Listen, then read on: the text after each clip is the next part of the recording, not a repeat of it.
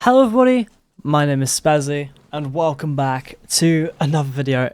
In today's video, I'm going to be talking about basically the last sort of month of me having and improving the Great Question Block Ruins world record in Mario Kart World, which I managed to get shortly after the game came out. That will be the first bit of this video, and the second bit will be an in-depth analysis on my current world record, because I've had a lot of comments, I've had a lot of people asking me for tips on certain bits of the track, so I feel I could go into depth, and I could show you all how I got my most recent world record. But first of all, let's have a look at the sort of stats on this track. So this is on mkwrs.com. If you go onto the current world records, you can see all the current world records in the game. It's very useful, and they will have like videos assigned to them, and you just click it and it takes you to the Mario Kart World Records channel. It's extremely useful, so I recommend checking this website out. Here's me, Spezzy, and here is Great Question Block Ruins. The first thing you'll notice is total duration on the core stats. It's the first one that pops up other than the current world record, and I have had the world record for 27 days. And which is 77% of the time that the game's been out. So 77% of the time since the game released, I've had the world record, which is pretty good. And I also had the longest world record reign in the game for about 10 days, or a little bit less, maybe about a week. And that reign went from the 11th of June to the 7th of July. Today is the 10th of July. I lost my world record, and we will talk about that, but I managed to reclaim it yesterday morning, and that is the run that I'll be analysing. But yeah, let's get there first. Great Question Block Ruins is a really technical track. That's the first thing I'll talk about. The types of tracks that I like to play. I'm personally someone who really likes to optimize categories in speedrunning where they're really difficult to optimize. Not necessarily because of how... sorry, I should rephrase that. The reason that I like things that are difficult to optimize is I really like trying to get a string of difficult inputs in a row. I don't like really simplistic sort of courses where it's sort of, you have to take the really, really, really tight lines and that's how you optimize the track. I like optimizing tracks based on really, really precise tricks. Those are my types of things. I sort of love using lightweight combos. I love high handling. I think it makes the game way more skill-based in my opinion, at least in that essence. And that's what I was looking for before I got the game. I got Mario Kart World on the 9th of June, so a month ago yesterday. Yeah, so before I got the game, I had a few days to watch loads of world records, and the reason I chose this track is because of the things I just talked about. I love optimizing really difficult tracks, and I love optimizing tracks with low, like high handling type combinations, which this track has, because the current world record is on Parabiddy Bud and the Mark Rocket, and when I got the game, the world record was on Toadette and the Mark Rocket. So very lightweight combo if you know the game. I guess we can you can look at some of this type stuff. So type stuff. I'm thinking about like Pokemon or whatever. As you can see, Toadette's a lightweight, and the track has now actually gone to a flyweight. So yeah, very high handling, in my opinion, very skill-based. So that's the main reason I chose this track, and obviously when I started playing, the world record would have been by Hector7 in the high 206 range, and I've managed to bring it down to a 203.313, 319, if I could speak correctly. So yeah, overall, that is basically why I chose the track. Let's get into a run. So this is on day 1 of me owning the game. I had the game for about 4 hours when I drove this time. Is a 208.862, which I was pretty happy with. So if we watch this run, we can kind of see the basics of the track, and we can go more in depth when we get to later runs. So the first thing about this track is it has one of the biggest stream shortcuts in the entire game, which is this one right here, where you cut through the crates, and then you land on this railing right here, and you're going to fly over, and you're going to land on this railing right here. You can do a left trick here to stay on the rail, and gain a little bit of speed because you get a little mini turbo. You jump off, and that is the shortcut. It cuts off a massive turn. You can't really see the minimap too well because on the minimap actually looks a little bit. Oh no, on the left side it doesn't. I guess you can see the top. It cuts this entire bit where my mouse is, which is pretty nice. And the main bit about this track, which I think brought a lot of attention on the track early on in the game's life, is this shortcut right here, where you get to do a charge jump and you get to bounce off of this ring. Basically, almost everything in this game is trickable. You can also trick in the air. This ring actually auto tricks you when you hit it, and yeah, you can just get bounces and fly, and then you can land on this wall, which is there.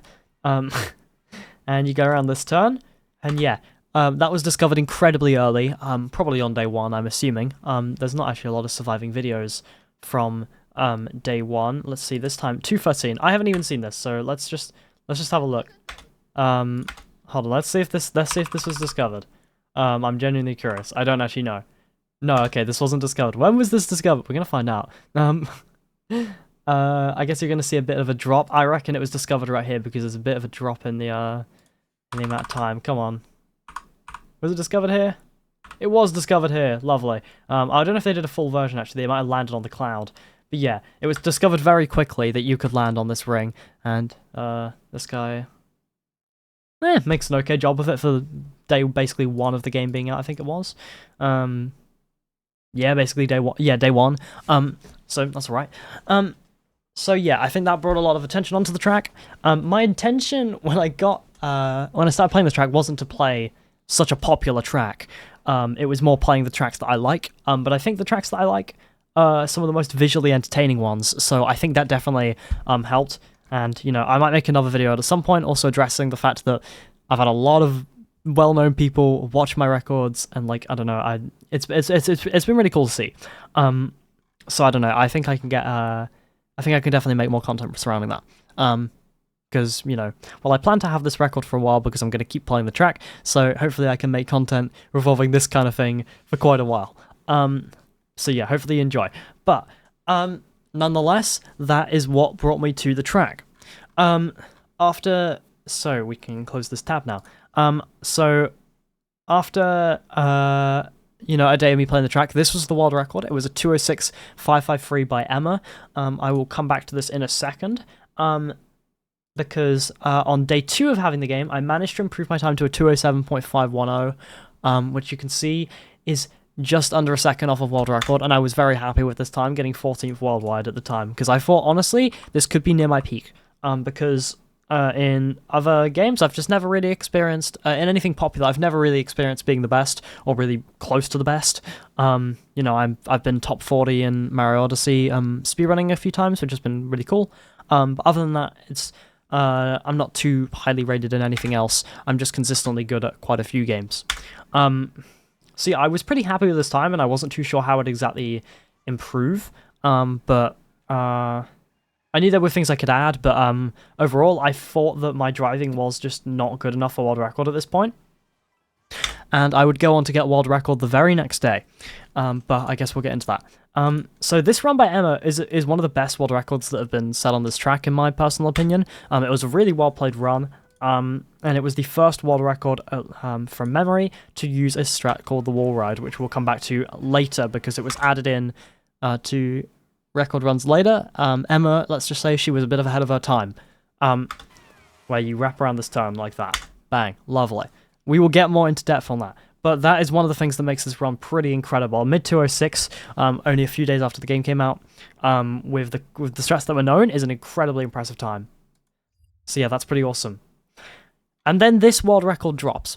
Now, let's give you the context of what I was doing on the day that this world record happened. I don't know this Japanese player's name, so I apologize. But they got a 205.857, which is insane. What happened? Emma's run looks so strong. How on earth has this happened? Well, I believe it was this player. If someone knows that actually someone else discovered this cut, then let me know. But I believe it was this player, so maybe I should Google Translate their name and know, but or what they're called, but oh well. They discovered what has come to be known as the box cut, and I will show it to you right here. Or they will demonstrate it. We're going to jump off this second ring, and we're going to curve around, and we're going to bounce off this box, and we're going to cut the entire turn. Massive, massive time save. Saves, I mean, not far from being a second. I'd say roughly... It's difficult to gauge how much it saves. I mean, let's just look at the lap ones on these runs. To be fair, that it wasn't actually a massive time cut, but I would say about 0.7 it saves roughly. It's difficult for me to know. I haven't timed these things because the game's only been out for a month, and I haven't really had time to go through every single thing and time them. But I would say it's not far from being a second, but I don't think it's a full second. But yeah, that was pretty big. And I woke up at 5:30 in the morning, by accident. I didn't want to wake up that early, I just did. I had work that day, so I was going to be out the house from 9 till 3-ish, and I woke up, saw this record, and I was like, oh my gosh. It was about an hour old, and I immediately got to the grind. Unfortunately, I say fortunately, I got to worldwide tops before I had to leave the house for work that day. I used to work once a week. I actually stopped work recently because my job ended. So I'm actually unemployed right now, which is why I have world record, because unemployment equals world record. W Insight. This world record was improved by Mystic, American player. This is the only world record they set on the track. I think they were just content with this time, to be honest. I think they just wanted one world record. I think I actually spoke to them in Enmead's chat briefly, and they seem pretty cool. So yeah, W to Mystic. Shout out to them. They managed to improve the track by about 0.1. This is whilst I was at work, and I got home, and this is still the world record. So this was the world record, when I got back to my grind, and you can see me here at 9th worldwide. The big thing about seeing me here at 9th worldwide, I don't know if I move this here, you can see I have a 206.610, is that I'm using Baby Daisy, and everyone else is using Toadette. Nappet is the same as Toadette, so there's no difference. Fishbone is actually different than Toadette, so shout out to Vrek for having a similar idea to me, I guess. But if we go back to this sheet, we can see the what they call the character weights again. There we go. The weight classes. There you go. Toadette and Nabbit are in the lightweight. Now the reason that I'm playing on Baby Daisy is because in my head, if we look at the box cut again, oh, I don't know why I did that. There we go. You can see the exit to this turn is this angle, incredibly steep. It just looks so. Look how slowly you have to turn. So my instinct was that to learn this shortcut, I should play with a lighter character because I would be able to learn it faster. After playing the track for a short amount of time, I quickly realized that it wasn't just easier to play this track with a flyweight. Is it called a flyweight? Yeah, it's called a flyweight. It's not just easier, it's faster, because the exit to this turn, you can just make it so much faster because you're handling, you hit the boost panel earlier, it's just faster. And because this track has so many rails, where the speed stat really doesn't matter, where it's just so it doesn't really matter if you play much of a lighter weight, and the extra mini turbo also helps in some places. So that was another big thing. I believe this world record was one of the first to do another thing, if I'm not mistaken. Yes, it was the first world record, I believe, to actually not get an orange mini turbo here. We thought that you needed an orange mini turbo to keep speed on this, but it turns out if you actually release the mini turbo, you can get a bit of a tighter line here. So that was another big time save. So immediately, you've got a strat that can save probably over 2 seconds a run in the box cut, and you've got this easier way of doing the starting shortcut. This seems like multiple seconds of time save, which it is, and that really opened the doors for me, because all of a sudden the world record has gone from a really good solid 206.5 with the current strats to a 205.7, which seems really unoptimized for what's currently known. And that is what pushed me to start and keep grinding. And that day, once I got home from work, I played probably about 8 hours, and after it took a while, but I managed to get my first world record with a 205.357. and I was extremely happy because not only had I gotten a world record, I'd also come up with a character innovation, which I didn't expect to do. And yeah, oh, a fly just flew above me. That's annoying. So yeah, I don't know. To be honest, I got very lucky in what happened. The timing of when this was discovered. You know, these new strats. But ultimately, anyone could have capitalized on it, and I'm the one who did that. So I can still be happy with that. And also, I think what I've done since getting this run, in such a short amount of time since ending the game, is much more impressive. Because yeah, I mean, it's a beautiful looking record page, isn't it? So yeah, I quickly improved this world record the next day to a 204.4, which definitely was a lot closer to the potential, and and now I've improved it down to a low 203. Now, I could probably talk a lot more about the specific progression. All you need to know is that the wall ride done in Emma's run is now a... well, it's obviously still incredibly difficult, but it's now done on every lap on top of the box cut, which is incredibly difficult. This track is... If you combine the odds of hitting everything in a row, it's just a ridiculous number, and you have to reset for that. That's what the track's become. And there's also certain really difficult ways to do like the current strats faster. So the cap on this track is actually probably somewhere right now with the current strats in the 201 range, which is really exciting, and it's definitely going to be something fun to push for in the future, but it will be incredibly difficult. So yeah, okay, I've been recording for 17 minutes. It didn't take too long. I don't know how much storage my computer has, so let's see if I can get this video done before I randomly, like, I don't know. I mean, you know, my computer stops recording. I just noticed, because I'm going to be using a pen app, actually, to help me analyze this run that I'm going to be showing you. I just realized there was a bit of mark on the screen, but I think it's hidden by my webcam, so it's fine. Anyway, sorry, I'm yapping. I held the world record for, I believe it was 27, no, wait, was it 27 days? No, it was 20, yeah, it was 27 or 26, I think it was 26, until Frisk beat it whilst I was on holiday in Greece, which, before you ask, I had a lovely holiday, but losing my world record was not very fun. I would have loved to keep the rain, but now I gotta have a good battle, so I'm excited for it, because Frisk is right on my tail. If you're watching this video, hello. So yeah, nonetheless, oh my gosh, there's a fly flying. Dude, can you leave? Hold on, I want to get this fly. Okay, mission success. I let the fly out my door. So yeah, what was I talking about? Something about the world record battle between me and Frisk. Hopefully it's going to be a lot of fun competition. But anyway, let's get to the meat and bones of this video. And get to the run. So, the world record that I got yesterday morning, as of recording this video, I believe I'll be uploading it the same day, so it should be accurate, is a 203.319. This beat world record by 0.059 seconds. Yeah, so I was pretty happy, let's say, to get this run. Because I was a bit worried about getting world record back and how long it would take.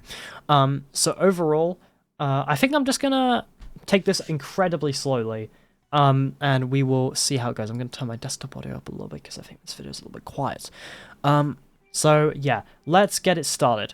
So first of all, I'd say let's just watch a lap of this run, and I'll let you all digest sort of what the run looks like, and then we're going to go back to the start and we're going to look at it in slow motion. So you can see this this ramp cut is still on the run, and also you can see the wall ride, which I managed to actually get a trick out of it, which I will be talking about in a little bit. I get these 2 coins lower down. If you do not know, coins speed you up. And on lightweight characters, the early coins you get, so the first 5 coins out of the 20 coins you could get, for example, are incredibly valuable. They actually speed you up more than like the later coins do. So getting to 5 coins, and at the end of this run I'll end on 6, albeit you actually optimally you can end on 7, is very good on this track. So lap 1 is spent getting coins. On that lower section, and on lap 2, which I will show now, and then before I rewind quickly, you actually go to the right here. Going to the right here saves about probably slightly over half a second, assuming you had that same coin count, than going down to the left, just because it's more of a straight angle. And yeah, make the box clock very cleanly. I won't show the rest of the run yet, I will just go back to the start. Okay, so let's get it started. I believe if I open this and then I do this. No, oh, is this not gonna work like how I want it to? Oh, it might not work how I want it to. Okay, this is fine, I can still do it. So the first thing on the track is this charge jump.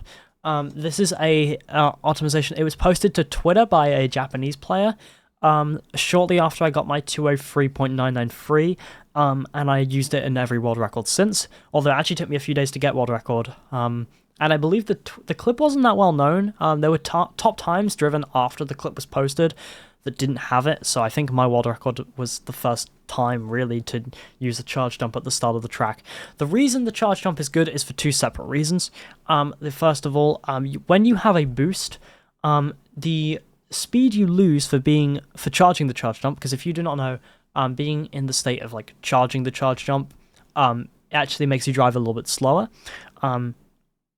I believe the reason for that is because hopping in this game does decrease your speed slightly, so it just carries that out throughout the entire charge jump until you release.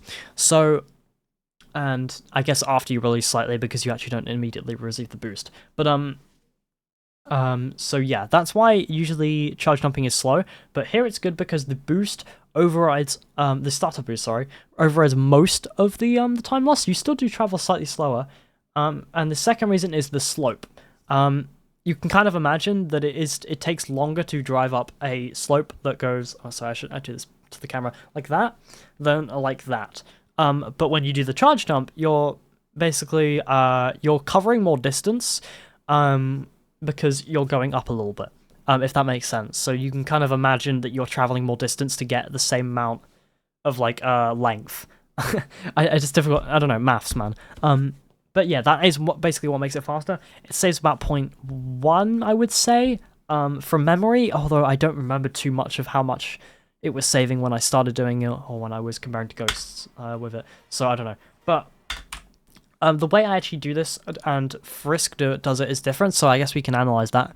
My personal timing for this is to time the charge jump at the end of this shadow on the floor. So if we have a look here, this line, sort of when this palm tree is, I like to time it right when I hit that. So you can sort of see this in a sec. So, oh, hold on.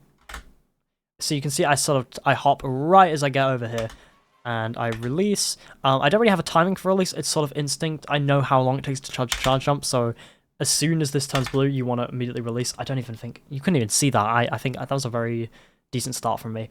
But yeah, and it just gives you that extra speed boost, and it saves about 0.1, I believe.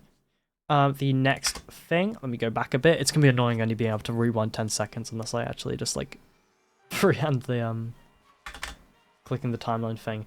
My next thing is I like to do a hop as soon... Hold on, I wish I could go frame by frame on Media Player. This would be lovely. I like to hop sort of around this area. This is where I like to start the drift. Sort of like a line here. So if you go through here... As soon as I go through that, it's actually a little bit later on this run. That's usually what I aim for normally. But I did hop a little bit late. And that is where I like to start my drift. And I enter, and I'm aiming for the very bottom right of the Tiki Torch, and I know my angle... I guess we can go back, sorry, if I can have a little bit of a look at this. You can kind of see this, like, slope up on the bricks. I know it's a little bit past that, and I guess it's about halfway. At this point, I'm purely holding upright, and it's basically instinct. I know I'm going to barely miss this wall. I've done this turn thousands of times, so it's just sort of... Maybe not I reckon, no, it might be over 1,000. So I very much know how this wall kind of works, and how it looks. And I release them in turbo as soon as I pass there. You can kind of see that because I want to immediately switch my direction as soon as I'm past this wall. So As soon as I pass this wall, my immediately goal is to go this way instead of getting out anymore. And the main reason why that's fast, I'm taking this direct line rather than doing that, because you'd think, some people, I guess you'd maybe assume that you'd want to go out a bit more and curve in, because then you can go up this slope on like a straight angle.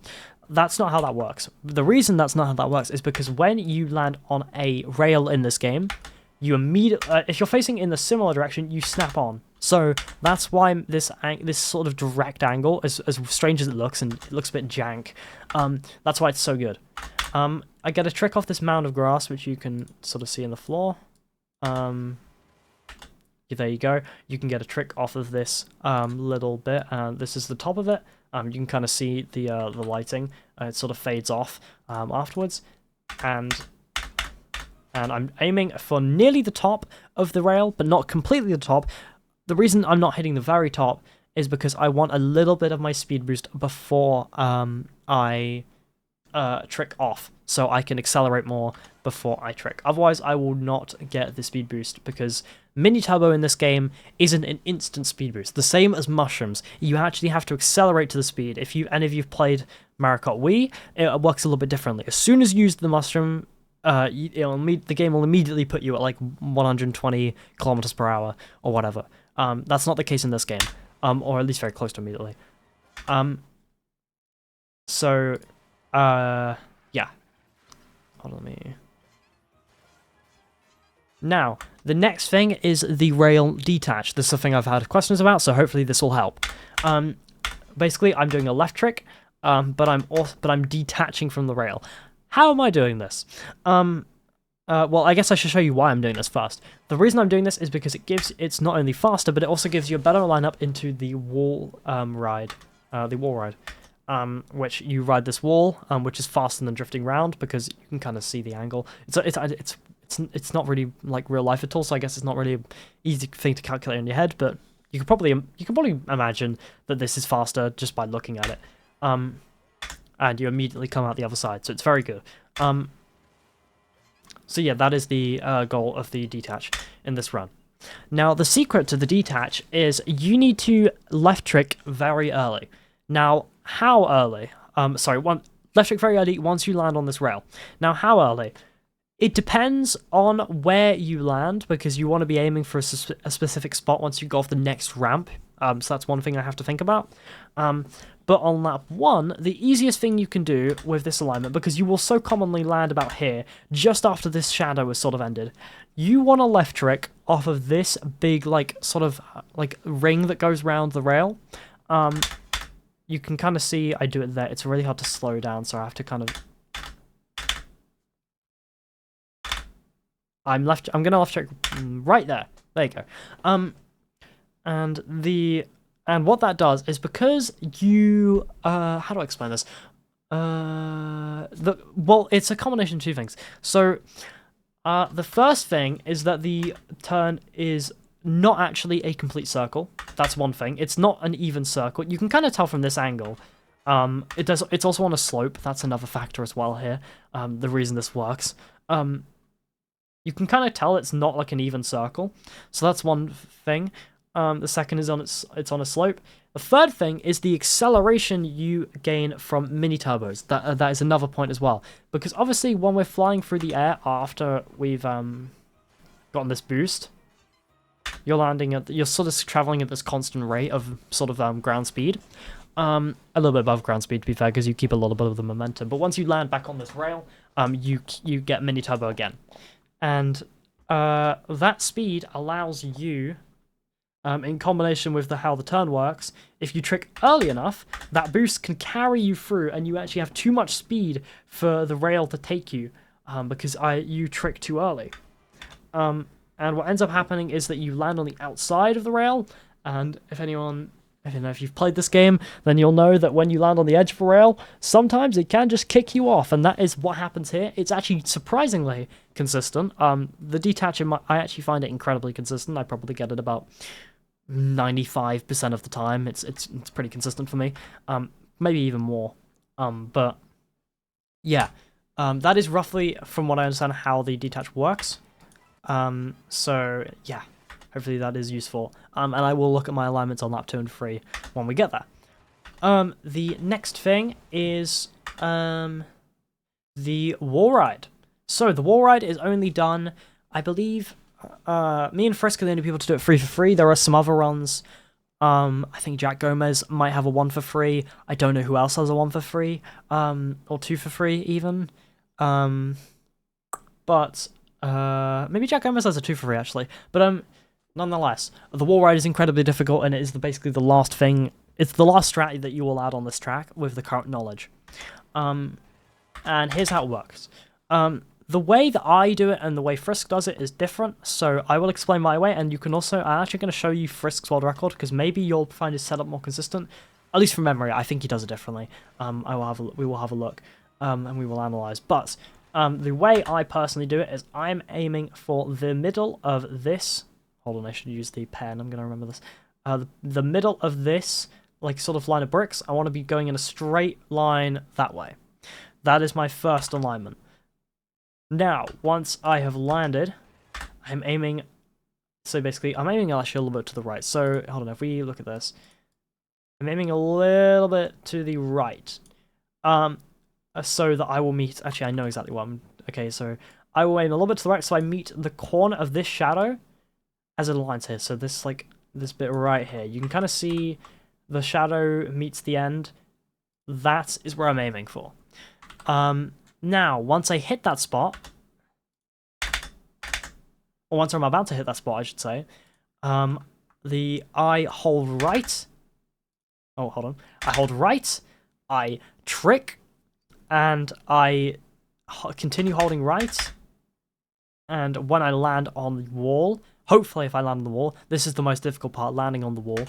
Once I land on the wall, if I'm holding right, I will just drive around. And the reason that I do my specific angle, which I came up with myself, is because you are far along enough on the turn.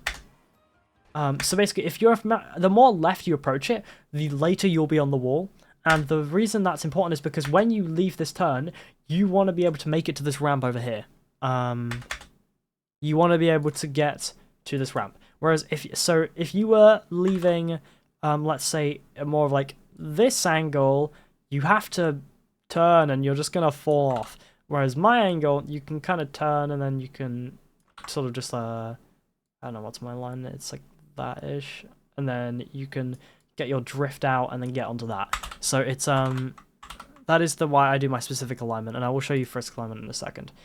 The thing I do at the end of the wall ride is also quite important, because it does two things.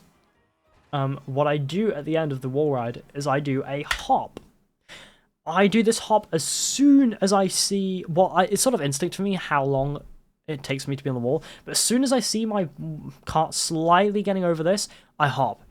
The reason I do this is, the first reason is because you can sometimes get a trick and stick to the floor, which I actually get in lap 1 on this run. It saves about 0.2. It's really, really good. It's a big time save, and eventually I'm going to have to hit this free for free, but it is difficult to get the trick cut. The trick cut is what I call it. The second thing is, if you get a hop when you land this, you actually don't lose speed like normal hops do. I don't know, if you can test this out yourself. If you're going on a straight line in this game and you just hop, you just lose time. That's not the case here because you stick to the floor, so the airtime doesn't cost you anything. And what the hop actually does is it slightly redirects your cart to make the next turn easier.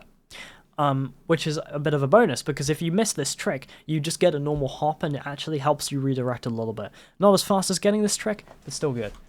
I'm very lucky that I get this ground trick. It looks really cool. It looks TAS almost.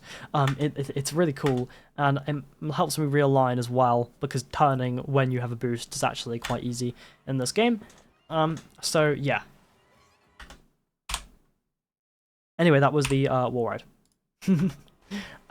Next thing. If we just watch that again, majestic. The next thing is these 3 coins right here. This one, and this one. Why do I go for the middle coin? The reason I go for it is because it's slower. On lap 1, it's slower to go for this coin, but the reason I actually go for it, it's not because it's slower, it's because it's easier. Basically, if you remember what I was talking about the angles that you can exit this cut on, sometimes you will just exit over here, and if you exit over here, how are you getting this coin? How are you getting this coin even? A lot of the time. So what I like to do is on lap 1, I will go for the middle coin. And the reason I do that is because I know that there is a lap 2 and 3 that I can mess up the alignment out of, and I can still get a coin on the left side, which is really nice. I can still get this coin if I have a slightly bad alignment leaving the cut, which with nerves and also the fact that I have to getting around to lap 2 and 3 is hard, so making it easier when that happens is good. So yeah, that's why I grab the middle coin. I don't always do this. Sometimes I will have to grab the left one on lap 1. It's not a reset. I just do it specifically on this run because that's how I personally like to reset tracks. I like to get runs going. So grabbing this coin, whilst it does lose a couple frames, rather than going for this left coin, because we're actually going to the left route this lap, so you'd actually want to be on the left where that coin was, rather than over here. It's just it just makes the track slightly more consistent, so that's why I do it. Frisk also does this. I'm assuming he just copied it off me. I'm pretty sure he doesn't do it because of that, because I don't know, I feel like there's not a lot of people who would do that. It's just how I personally like to play. I love playing for consistency. I like getting runs going. If it's good for mentality, I like finishing out runs. And going from this middle coin is something that helped with that, I discovered, so that's why I do that. Next thing is a strat cut from Mario Kart 8 Deluxe. I think it was called a Super Bounce. I could be wrong. I didn't really like Mario Kart 8 Deluxe. I didn't play a ton, but I think it was called a Super Bounce. Basically, where you drift onto a cloud or any sort of bouncing thing, like a mushroom, and when you release your drift, as soon as you land on it, you get a little speed boost. You can go test this. You get launched a little bit more when you do this. It's not as good as it was in Mario Kart 8 Deluxe, I think, but it is still a time save in this game, which is cool. It's actually one of the few techs I quite liked in Mario Kart 8 Deluxe. So I'm cool to see it return. And one thing about this game is you have so much control in the air, which is something you're going to see throughout this run, obviously, because of how much tech goes on in the air. So once I get the super mounts, I kind of just hold left. Despite the fact I'm on... If this was like any other Mario Kart game, I look like I'm on this sort of... I'm on this sort of trajectory where I'm going to go to the middle almost, like, but that's not the case, because you can just wrap, and it's good. And I'm going to go onto the chain. I don't actually take the main ramp, because if you go off this ramp, you go over the first coin, so you can't do that. You have to go off the side. So I will hit the top of this coin, and get the second coin as well. Next thing, charge jump strat number 2. I'm gonna grab a drink actually. My voice is starting to... Well, not my voice, my throat's getting a bit dry.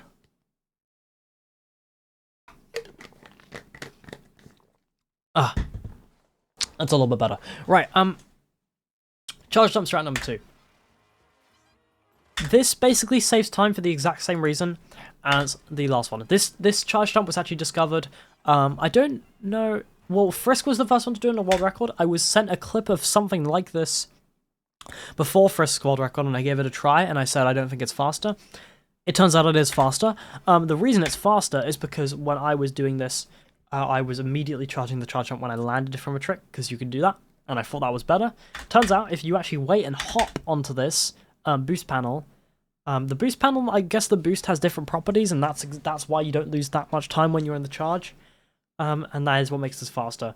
The slope thing, we're slightly sloped upwards again, and the boost from the boost panel basically functions like the starter boost, at least extremely similarly, and that's why this saves time, because you can just carry out your boost for a long amount of time. Also, turning in a boost is quite good in this game, so again, helps with grabbing these... I mean, it makes it harder, but it makes grabbing these coins a little bit faster, which is lovely. But yeah, Frisk was the first person doing this on the record, so I will credit him with him, but I know I was sent this by a teammate on Endeavor, so yeah. Right. This is where we get to the meat and bones. This is the thing I've been asked about. How do you do the box cut? How do you do the shortcut? How are you so consistent at the shortcut? Well, let's dive in, shall we? Let me introduce you to the great question block ruins box cut. It's basically the entire reason I'm making this video, is because I want to tell you all how I do it. And let's see. And I feel like I'm now at a point where there's enough people who know how to do it, where I'm not giving away the magician's secrets here. I think that this is stuff that you could learn, but I'm going to make it all easier for all of you watching this video. Let's watch it again. You jump off here, you jump off the ring, bang, wham bang shang-a-lang, and you make the turn. It's beautiful. The first thing is this drift. Now, this drift is not necessary to get the box cut because of something I'll show after, but it is the fastest way.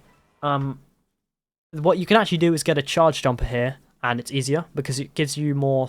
Your angle is more easier to sort of dissect, but also it's a bit slower, so it actually gives you more time to react and find where the ring is if you're not that familiar with the shortcut. Fortunately, I am that familiar with the shortcut, and I'm also going for world record. So I do a drift here, and I trick off of the edge of the thing, and I hit the bottom right of this ring. Let me show this here. You can kind of see the ring is actually not even at all. It's jagged, so it goes blah. You can kind of see this point here where it's just like, I don't know, it's like uneven, you know. It's not a perfect circle. That is what I'm aiming for roughly, and I get the trick off of the bottom of the ring. Which is important. You want to trick off the bottom of this ring, and you want to trick off the top of the second ring. The next thing I am aiming for is this crack in the wall. So let me go back a second, so you can kind of see this crack in the wall. This wall is actually completely flat. You can imagine this is all just normal wall, but it looks like you can actually drive inside the wall. Same thing as this. This is also completely flat. You can just drive straight over it. Imagine it's not even there. But it's actually really useful as an indicator. So, we're going to land on this bit of the wall, around where the second indent is on this top bit. So you can kind of see... Hold on, let me go back slightly more. If you look here... oh, sorry, that's a really bad line. If you look there, you kind of want to aim for this. You want to aim for this. So let's have a look at where I land. Right there, right there. That is where you want to aim for. Now, the reason you want to aim for this is because when you start driving on the wall again, you're going to start driving upwards, because that's just how the momentum in this game works. If you trick onto a wall, you'll automatically be driving in an upwards diagonal direction like that, or if the wall's the other way, if it's a left side wall, you'll drive like that, obviously. And when you drive up, you will drive up, and you get enough height to trick off the top of this ring, and you can glide around and hit the box. I will talk a lot more about how that all works in a second, so let's just take this bit by bit. Right, so we got into this point where we're landing. Now, second bit, great. Well, I guess third bit. Great, we've bounced off the ring, we've landed in the spot. Where am I jumping off this wall? My alignment for jumping off the wall, it's changed over time. But what I now do, which I believe is the best way to do it, is just after this line of bricks, right here. Oh, that's a really bad line. Just after the... Oh my gosh, it's really hard to draw this. There we go. Just after this line of bricks here. So roughly around here, I'd say, is a good space to jump. You actually have a lot of freedom in terms of when you can jump off. There's loads of different angles that can work.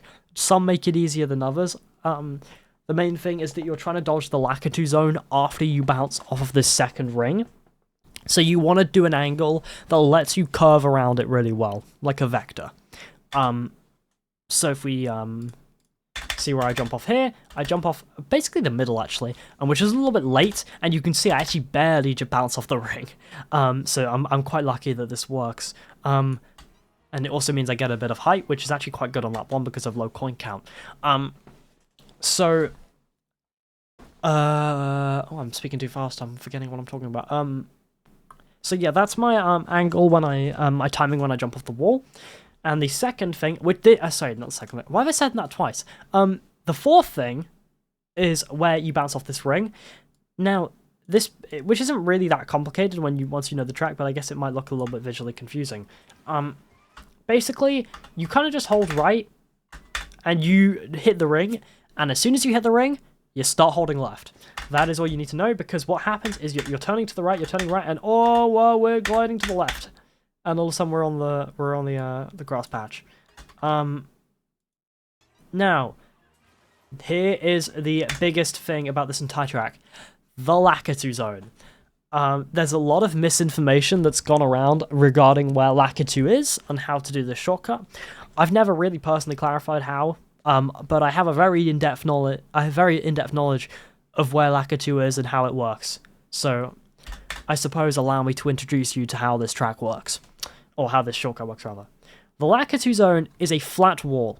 There is no height limits. You can't go too low. I mean, obviously you can go in the void down here, and you can never go too high. It's just not a thing.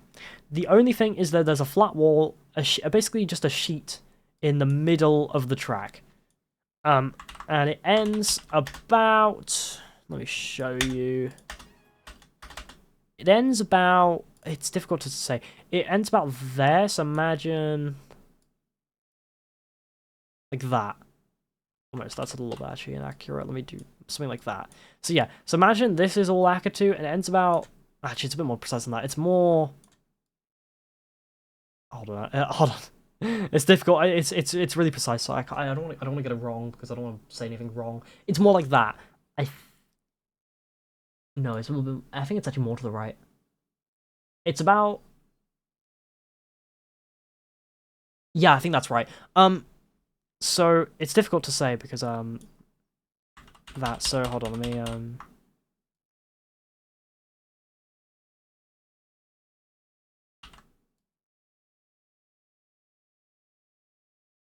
Okay, there we go. I think that's about right. Okay. So yeah, basically this is the wall that we are trying to get around, which looks really difficult. But to be fair, it doesn't go fully to the ledge. Sorry, I'm really being picky about this, but I don't want to get this wrong. There we go. It's probably more like that. Let me have another drink. Hold on. I need to explain this really well. Hold on.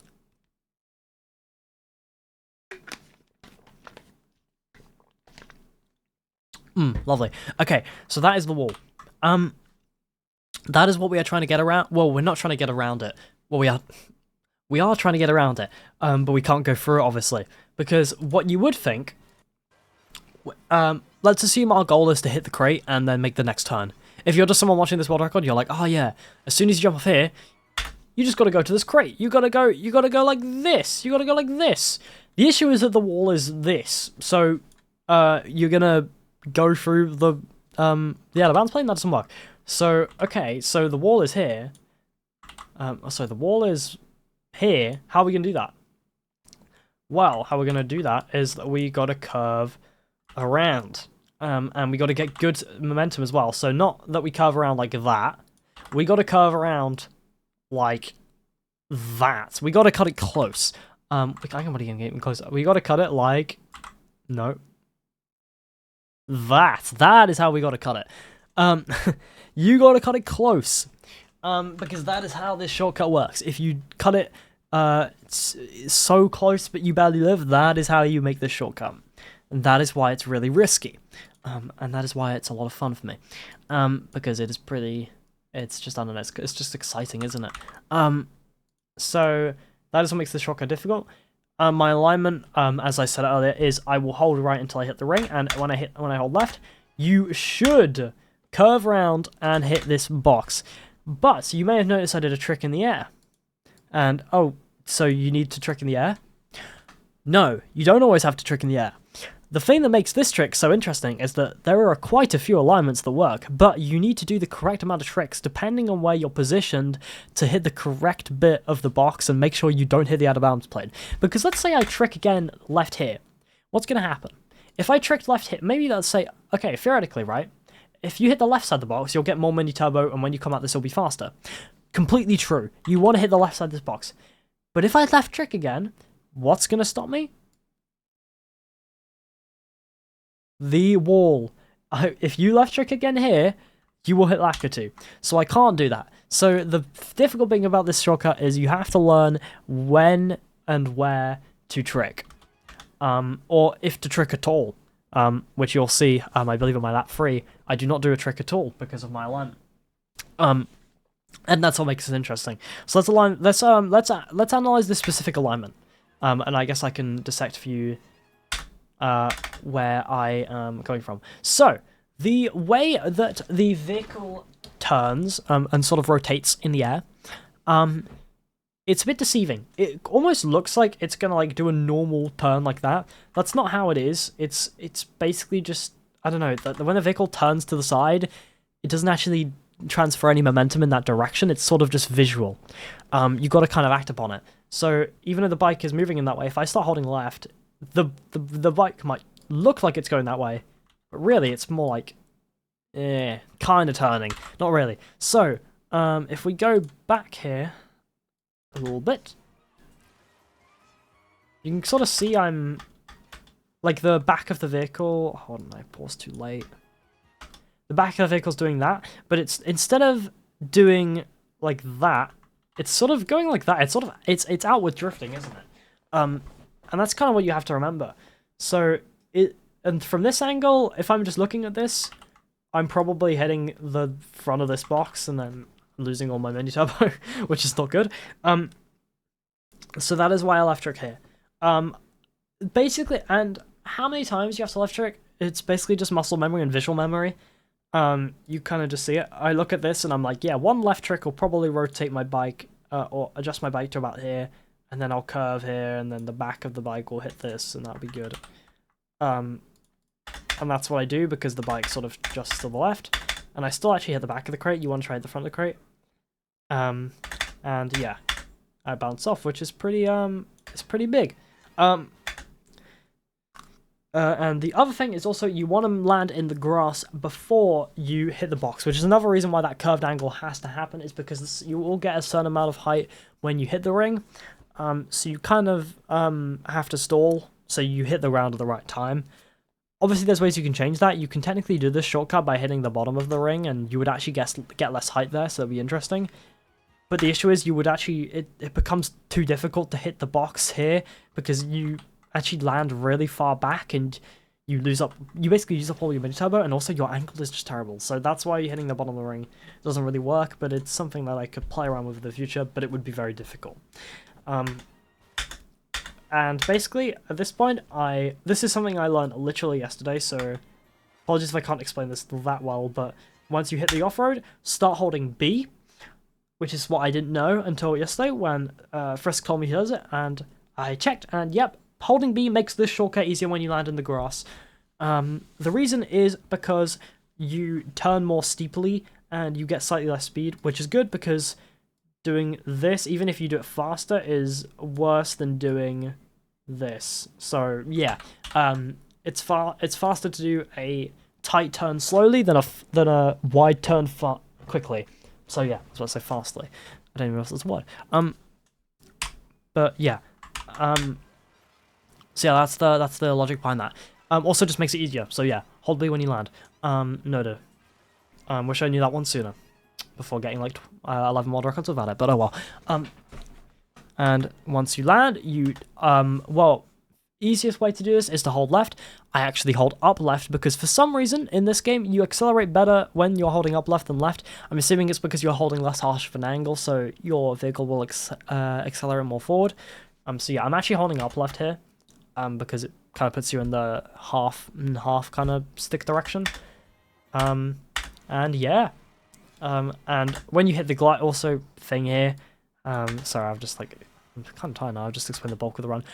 When you go off this glider ramp, hold up, so that you rise up to this top faster and save some time. And hitting the ground when you land from a glider is slow. So on lap 3, you actually want to fly into the finish line. That's why, because when you hit the ground, you lose some speed. But yeah, on lap 1 and 2, it doesn't really matter though. And that is a lap of Great Question Block runs analyzed. So hopefully that was good. I will quickly analyze now the chain route, and then we will watch the rest of the run. And also analyze the box cuts a little bit. I get that left coin on lap 2 because I unfortunately wasn't going to be able to make it to the furthest right coin, which is actually really difficult to make it to. So it's something that's not really going to be that common in world records for a little bit, until it becomes necessary. So yeah. Next thing, I guess you can see me curving, and yeah, we're going to be taking this route on lap 2 and 3. Now the reason is because obviously now we've got these coins. Going round this way is just way slower than going straight up here. Also, the amount of trick boosts you get up here makes it basically the same as this boost panel, even better actually, I think. And yeah, this pillar has these same properties. I don't know if any of you guys have like bounced off the side of trees and stuff, and also how the ring has the properties where you auto trick. If you hit the side of this, you will just not only, I mean, you can get the trick off the front, but it's fast to get off the side slightly, so that's why I do it. If you go off the right side, you get this easy alignment into here, and this boost is basically the same. If you remember the mini turbo boost I get from the mini turbo and the drift on lap 1, this kind of functions in a similar way, and you make it right here, aim for the bottom left, jump off just over halfway, hold left, and there I didn't even have the trick. So let's analyze that quickly, because obviously I do need to analyze multiple box cuts to kind of explain the box cut, because it is that difficult. So in this position, you can kind of see how the direction is kind of going to hit this already, rather than, I think if you remember last time, it was kind of going like that. So that is why I do not trick. You basically, the bike, even though it rotates like that, it's moving in a straight line, basically, at this point. So yeah, that is how you kind of think of it. You can kind of see this, you know it's going to hit probably the bottom right of it, and boom, I didn't even remember that. I kind of just look at it, and I'm like, yeah, that's going to hit it. It looked like it was going to hit the right side of the box, and lo and behold, it hit the right side, the bottom right-hand side of the box. So, lovely. Let me got a dot on my screen. There we go, got it off. So yeah, 40.6, not too bad of a lap. Oh, I guess I'll talk about the wall ride again, actually, because I can talk about the hop and stuff. So again, I do the same alignment where I slightly hold right, and I hop here, which you can kind of see, I kind of bobble up, but I do not get the trick, because the trick is something like frame perfect, I'm not too sure. So yeah. Doing this all of the same. At this point I have some decent nerves because I'm ahead of world record. But I managed to close up the round luckily. And let's have a look at here. Right. Yeah, from this angle, I don't think I need a trick at all. Just by looking at this, you can kind of see the vehicle. You can kind of see it's actually going to curve a little bit, and it's probably going to hit the more the middle, I would guess, immediately. So yeah, let's see. Yep, hit the middle. And hold up left again to accelerate a little bit faster. Hold up, oh, I guess down on the stick here, but, you know, make it so the vehicle goes up here. You can kind of see it. I'm just holding up. I keep holding up, so just to make sure I don't hit the floor. And I fly into the finish line for a 2:03.319. But yeah. So if you're curious, oh, he does the same one. I think it's Jack Gomez who does the different one then. Okay, my bad then. He basically does the same alignment as me. So my bad. Never mind. I guess this is just the definitive way. Okay, well, I think I'm all done there. I think I analysed everything I wanted to analyse. Hopefully that video was interesting to you at all. Basically, all of the strats I talked about and the alignments and how I do everything, I discovered it on my own. So, yeah, I don't know. They might not be the best physical alignments, but it's what I've personally come up with, and it's allowed me to get the world record 12 times. So it should be decently helpful, I think, if any of you want to start learning this track. And even if you don't want to learn this track, you just watch the video out of curiosity, thank you very much for getting this far. It's very much appreciated when people watch my videos. And if you did enjoy the video, if you made it this far, I'm assuming you really enjoyed the video, so if you could leave a like and subscribe, maybe send it to someone else if you think this would be interesting to them, then absolutely go for it. That would make my day. So thank you very much. Anyways, I will, I guess I will see you next time. I'm not really sure what my next upload will be, but I'll see you then. Goodbye.